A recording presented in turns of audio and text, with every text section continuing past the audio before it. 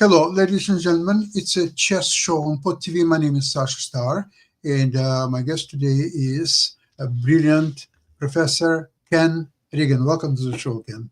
Thank you very much for having me on again. You Yeah. may see a four-legged creature walk in the background. That's our new adopted senior dog, Susie. Oh, Yeah. congratulations. Yeah, Yeah. looking forward to see. Mhm. So the chess calendar is amazing. It just doesn't allow us to even have one day of rest. That's right. Yes, a lot of flurry of activity. And of course, the World Championship match starts in 10 days. Yeah, okay. No, everybody even forgot about that because remember times of Karpov, Kasparov, and even Anand. It was like the celebration of the year. It was the most important chess tournament or match of the year. And today, it's such a great display of chess of all kinds. The World Chess Championship is, what is that? Who is playing there? Nobody remembers anymore. Mhm. Okay, yep. Great. Dan is coming in. So let's, Okay. yep. So let's turn into, hi, great. Okay, welcome. Hi, Dan. Welcome back. Hi, Sasha. Hi, Ken. Good to see you both. Dan Good. Fleetwood, also a distinguished professor at Vanderbilt and traveling much more than I have been. Yeah, it's been a crazy couple of months. I've missed a lot of really exciting chess events during that time. Mhm. But you were in Europe. You were closer to them, but I guess you couldn't I get was over. closer, but in some ways I was farther away because it was the distance in time was more important than the distance in space. That's true. Chess really has connected up the globe. So I'm sitting here in Buffalo, and we're going to talk about the world champion is in India, in Kolkata, actually, the one city in India where I have a lot of contacts. Mhm. And except that I owe a PhD thesis review of one of their students, I should tell them, hey, get over the place. The venue they're playing is a fantastic modern construction building right across, a couple blocks across from the Victoria and Albert Memorial. That is Mhm. the great colonial architecture, which they preserve as a center of the city with parkland. So it's a spectacular venue. Wow. Run by Tata Steel. And the other focus is on Pozarevats in Montenegro, where the European Individual is taking place. Hmm. Which will seed 20 spots into the World Cup, which in turn is a World Championship qualifier. Yeah. Mhm. A lot of things are happening. And which tournament would you like us to showcase? Well, we'll put on Carlsen versus Erigaisi. So Erigaisi has been running up the ranks, and he is also quite a talent. He's kind of not received as much press as other people, but he slid over 2,000. He was leading early on in the Chennai Masters tournament that was just held, and then he fell back a bit. And Arvind Chittambaram, who himself was a noted prodigy 10 years ago, caught him at the end. So I'll share this just to the tab of the game. Okay. This is a very much another example of an uncompromising game. So Sicilian defense, but the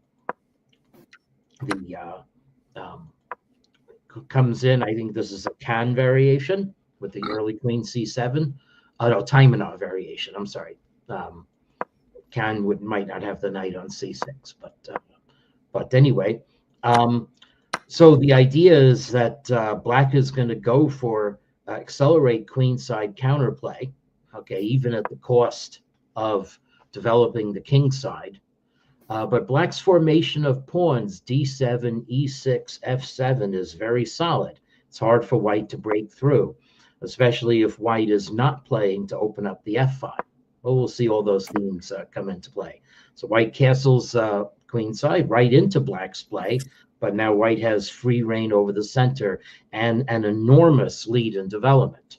So it's really a question of can White's lead in development affect a breakthrough, or will Black's pressure on the queen side prove out. Okay, so it's prudent to get the king out of the line of black's 2 pieces on the file. And now white starts advancing, but black has managed to bring another piece over to the queen side, so eliminated one of white's defenders. Interesting thing, actually, just to notice, should notice these things. Why can't we grab a pawn? Well, the reason why we can't grab a pawn is that if you take the knight with the bishop, there is a skewer on your rook. And if you take the knight with the pawn, well, this is very sorry. Okay. Yeah, that's just sad. It's bad. Well, actually, it's bad. Still worth definitely looking at. So this is where black's lack of development caused. Black is up an entire piece. However, white is simply going to infiltrate, and the computer can see ahead a lot better than a human being can that black is not going to be able to defend this position. But a human being can make the estimate that says, I'm never getting my rook out of that corner. And my king is going to be hunted down on this diagonal, on these diagonals at some point. Okay. So, some of these positions the computer can defend, but it's a little important detail. So black keeps the play in front of him, so to speak, by capturing the bishop. Now white guards the pawn. Now black wins a pawn. Wow. And wow is right. But it is the best move, and the computer actually gives black a slight advantage from this position. Like saying, wow, I can poke the lion and get away with it. But here we go. Yeah, we stop to munch a pawn. The one effect of munching that pawn is it is going to limit white's pawn storm options on the king side. And the other point, though, is that black, again, erects a light square blockade. So all of black's pawns are on light squares, and yet black's light squared bishop is not inconvenienced. It has the best perch on the board on d5, where it can't really be disturbed, although white can try to trade it and then break through on the files. So black has this bulwark, but white can try to storm it. So this, I guess, is a regrouping to try to put pressure on the king side. Black's never going to castle in a million years, but still. So now black guards the one soft point, f7, and now again affirms the hold on the diagonal. Black has prevented white from playing bishop e4, which would eliminate black's best piece on the board. So now white brings the rook up. This is a very useful defender. Now what's interesting about this game is that white ultimately loses because he traps, I think, this rook, self-traps this rook on a square. And I could maybe make an audience bet to say, on what square of the board is this rook going to be entombed? I'll say A1. A1, okay. You're right. I think you're right in a different sense, that is the square on which white ultimately does lose a rook. I don't know if you've seen the game where you just have a good spider set. I just usually I look at the least likely square on the board for a piece to be entombed when someone issues that challenge. Mm-hmm. It's like the one thing that I know in this position is it will not be the pawn on b2 that delivers the mate on like h or f7 or something like that. Yeah. And of course, that's what it is. So I look at this and it's like, well, it's impossible to get the rook over to a1. But if white manages to do that, his position will probably be horrible. Okay, so here's another question. Which player mounts a decisive invasion on the G file? Probably black. Yeah, black, not white.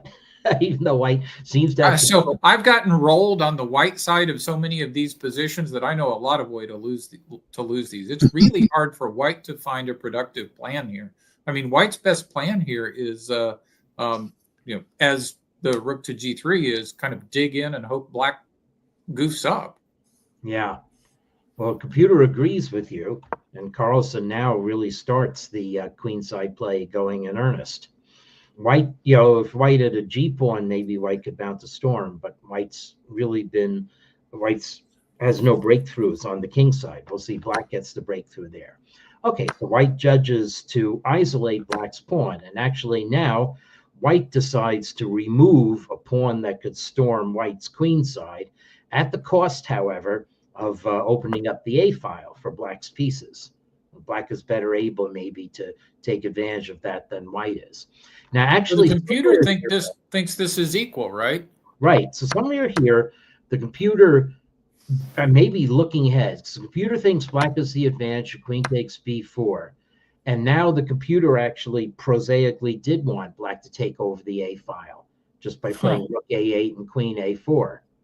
Okay, so this is an unnecessary move that maybe gives white an important tempo for defense, or in this case, just removing an attacked piece. Okay, so now black plays to the A file. Okay, it probably. Why not have bishop c5 in this position? Why doesn't it work? Let's see. That's a good question. What's bishop c5? Are we going to get mated? No, it just says queen e3, and maybe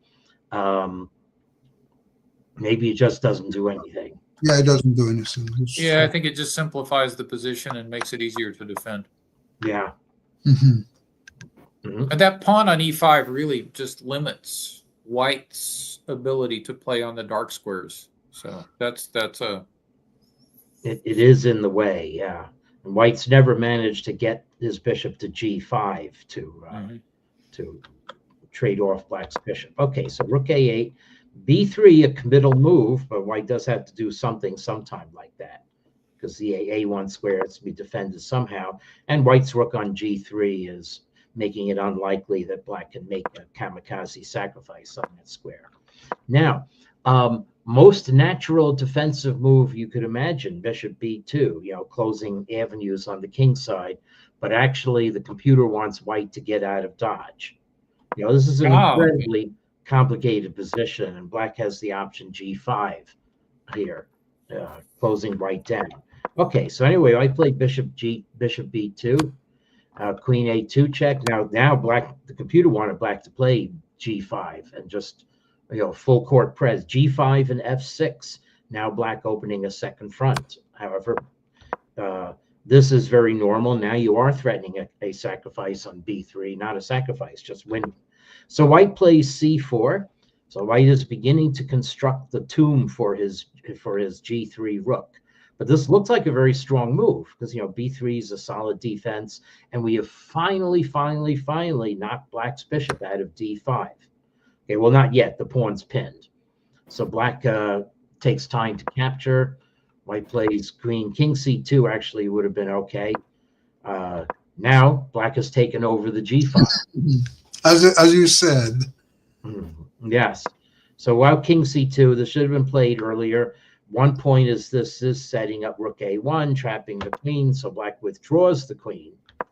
And now here white enters its tomb, breaking the pin, forcing black's bishop to move. But there we go. Now, this is suddenly very embarrassing for white, and maybe in a rapid game when you're down to 1 minute left, it doesn't really occur to you that, oh no, I have self-trapped my rook on c3. So anyway, so attack the queen, but now white lacks key moments for defense. So already the computer can tell that black is winning.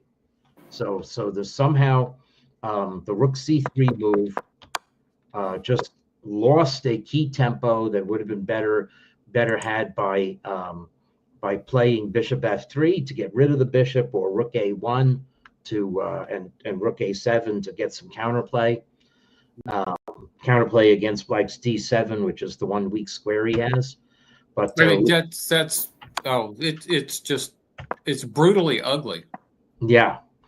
So now this is already winning for black. Here comes the other invasion, and so now white, had to make those concessions in order to free the rook on c3, and now black's on top of everything else, black is making a queen. So white goes to stop that. But here comes the rook on a1 being lost. So that's finally the material concession that Eric Icey made, and after one cheapo hoping for a perpetual check at the bishop's taken, Eric Icey gave up with 20 seconds left. Brutal game. Yeah, Yep. brutal, but just enterprising. That you got to say that, and certainly playing to Carlsen's strength at keeping a position together. Well, I know that these are the top 2 players in the world, but if you looked at this game, you would say that white is a full rating class below black in this game. Yeah, that's probably justified. Yes, but white was strategically as well as tactically outplayed. Okay, so now, so Carlsen won the rapid phase. There's a blitz phase now, and then an overall winner. There's also a ladies tournament in Kolkata, and so that was won by Alexandra Goryachkina, whom I always wonder, is she going to take the next step and be a solidly 2,600 player? I mean, her rapid rating is actually under 2,500, but she contended for the Women's World Championship 4 years ago. So I've always been left wondering, when is she going to make the? Yeah, I think her strength is just about fully equal to Ju Yinzhen. Yeah, it should be. Both very strong players. I Right. think high 2,500s, low 2,600s in terms of capability already. Yeah. Now Maybe she is not as believe- accurate in her game. Sometimes she makes mistakes. Yeah, based Yeah, on that's true. That's true. miscalculations. Yeah. I do believe, and I've been dialoguing in a Facebook item by Grandmaster Keith Arkle about this. So I concur that there's a general deflation of 25 to 35 ELO points right now among I've the seen it on Facebook discussion. 2,600-ish players. But with women, I think it's closer to 75 ELO, although the evidence has been muddied up a little bit with the last 2 women's Grand Prix tournaments. So if Goryachkina is 75 points underrated, then her 25-28 standard rating would be 2,600. Yeah. So maybe that is about her strength. In any event, she showed quality in Kolkata. Yeah, but if you're always playing like 24, 45 players and 24, 55 players, you're going to get into some positions where you're a little bit uncomfortable, and you're occasionally going to lose a game you shouldn't have lost, and that's going to hold you back as long as you keep playing that sea of lower rated, especially lower rated and improving players. So. Yeah. But you know what?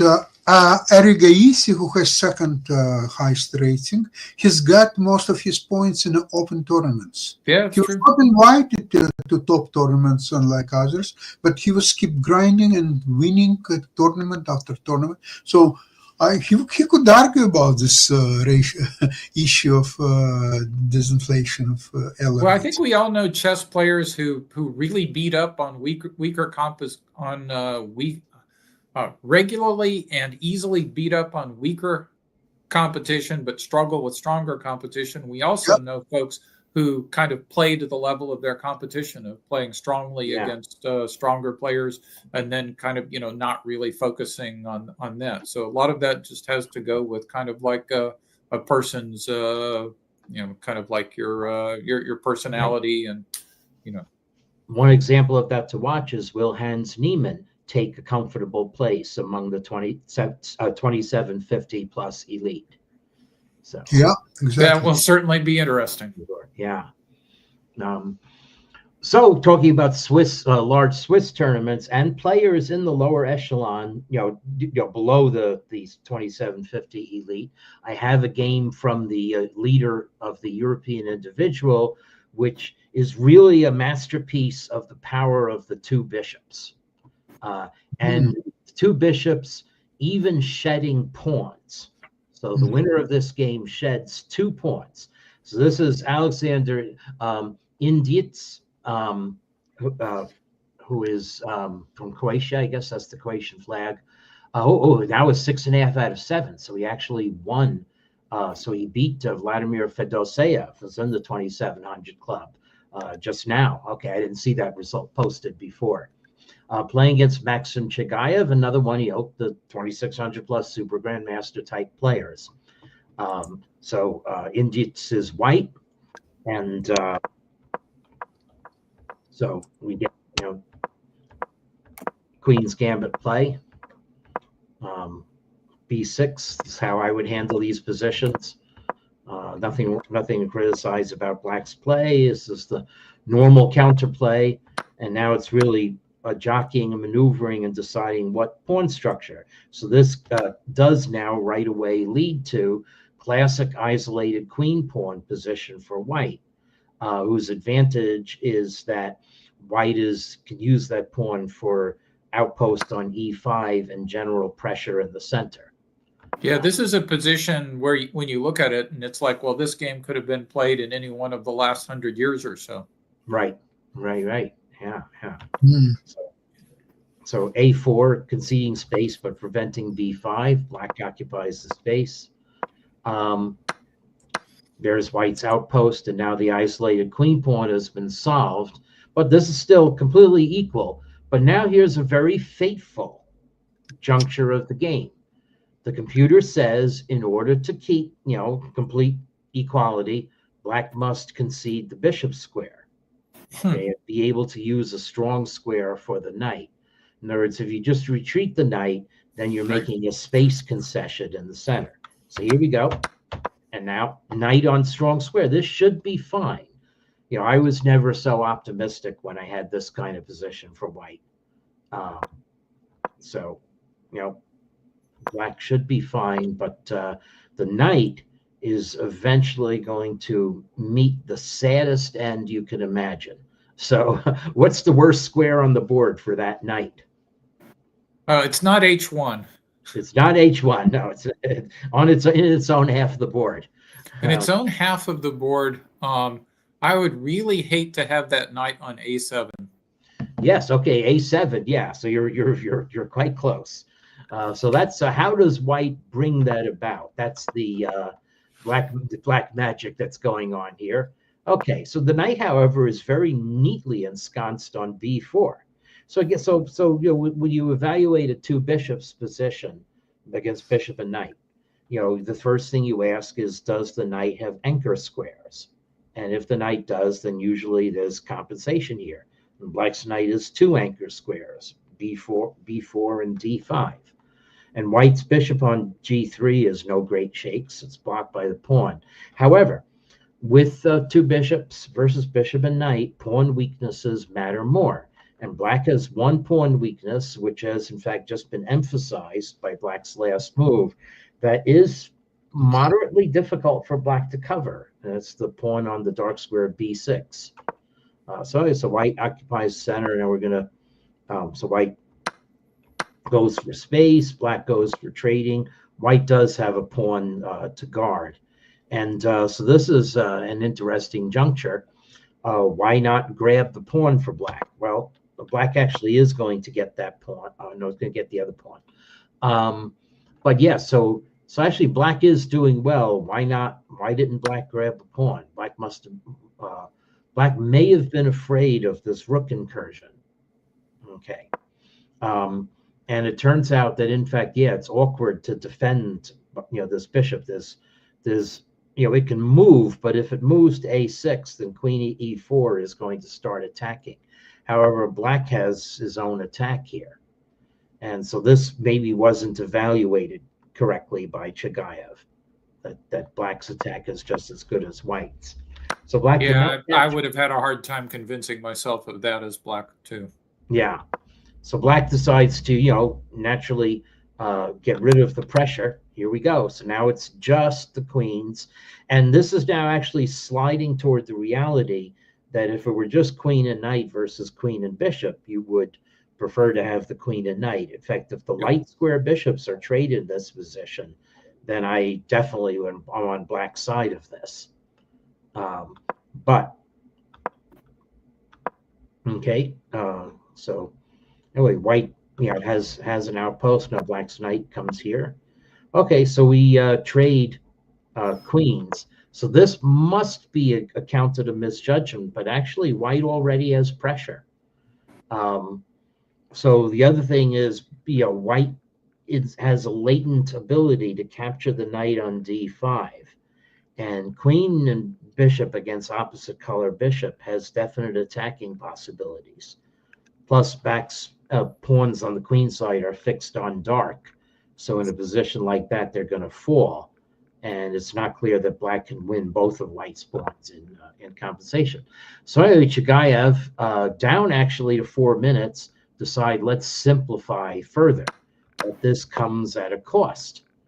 So the cost is that if you bring the knight to d5, then latently that knight's going to fall. Now that's what black should have done. Black instead played the very sorry move, knight a8. Oh, So that's just awful. I is, mean, a6 has got to even be better than a8. Yeah, setting a pawn. Yeah. So, but anyway, knight d5 is the thing to do, and f3, and then we'll thrash around a bit, but eventually white will. I'll play bishop a2 now. So, so white will be able to win 2 pawns for 1, but this should be tenable for black. I mean, this computer, has winning the pawn as being the third best move. Not much different from just shuttling around, maybe activating the king. But anyway, what's going on in this position is that black is able to win back 1 pawn because that pawn was fixed. And okay, so this is difficult because white has possibility of penetrating on the king side after forcing the g7 pawn to move. So this, I wouldn't be super comfortable of my ability to draw this as black. Okay, nevertheless, it's a better fate than what actually happened to black in this game with the knight going to a8. Okay. So g6, going to happen sooner or later, but when is black going to bring the king into the game? Well, there is an impediment to bringing the king into the game. So king f8, f3, and now, let's see, black does not play king e8. So why was black possibly afraid of playing king e8? Such a natural move. Okay, well, bishop g5. Now you can bring your knight out. Bishop e3, and now you have to commit yourself to, again, putting the knight here. And actually, it's better because after you retake, you'll get both of white's pawns for yours. So this is. I think this looks fine. Yeah, this looks fine. So why didn't black do that? So, well, time pressure, of course, one reason. But anyway, putting the bishop on d5 instead of the knight, and this is what black probably overlooked or underestimated. So now white is said to be winning by the king. And the funny thing is, this is not white's intent to trap the knight right away because black can play bishop d5 to rescue it. Oh, I suspect that was all that he checked. Yeah. So the real point of this position, though, is that white's knight's dead. But you don't have to. The knight's dead. And not only that, now I'm covering e8, so you're not going to get playing almost a knight and a king down in this position because it takes multiple moves to get any activity. Wow. Yeah. So this is 2 bishops dominating the board, even at the cost of a pawn. Well, white's going to stack more than that. That's what makes this remarkable. So here we go. So black did capture. Okay, so now the thing is, again, looks like black is covering everything, but black is not going to be able to keep white from filtering into this position. So someone said that there was a Zugzwang motif in this position, and I have not found that. Okay, but what is going to happen is that black is going to have trouble preventing white from getting a passed pawn on the king side. Okay, so black cannot stop this. What's happened if bishop f3? Oh, yeah, it was played, yeah. Okay, so now if you capture with the bishop, then bishop c6 really traps the knight. So black has to capture with the pawn. Now white is down 2 pawns, but this must be where the Zugzwang motif is. So now white plays here. This isn't the position that was said to have the motif, but this now is an amazing Zugzwang. Okay, because you can't move the bishop this Oh, yeah, because of the D6. knight. And if you move the bishop this way, then white is able to or just capture an H. Yeah, then you get a passed H pawn. Yeah, get a past H pawn, which is going to be decisive because black's knight is nowhere near the defense. So the only other option is to withdraw the king. That's Now- amazing. He's 2 pawns down and completely lost. I'm sorry, 2 pawns up and completely lost. Yep, 2-1 up, completely lost. The computer shows a val over 4. So I would actually even be pruning this position because white's win is over my 4.0 advantage is over my 4.0 threshold. But this now is more Zugzwang. Now black can't play king g8 because then bishop e8 is curtains. So black finally has to move the bishop. And now after a little bit of prefatory maneuvering, there's absolutely nothing black can do to stop. Well, let's see. So what is going on? Well, actually, what's going on is that white's king now has an entryway to eat that knight. So if bishop f3 to guard the h pawn, oh, then bishop e8. Never mind. Yeah. Black can't guard with bishop g6 anymore. So this is falling apart at the seams. So in this position, black gave up. Oh, you remember that Tarash was saying that king knight on b6 for black is a lousy space for a knight and should be avoided, but a8 is much worse, as we can see in the game. Yeah. So Yeah, this for sure. this was just an incredible domination. I never seen that game before, but this is it's really awful. The knight went on a8. It was definitely beginning of the end. There was no way to save the game anymore. Well, I think we are approaching the end of our program. I would like to thank you so much for today's games, and I would like to have you a great weekend and all our listeners. And we'll see you. I'll Next say just in the end, go do look at Injate's win today because it's a dance of the knights down a rook. Oh, yeah. So he showed he can manage his knights as well as his bishops. So Okay, would be interesting.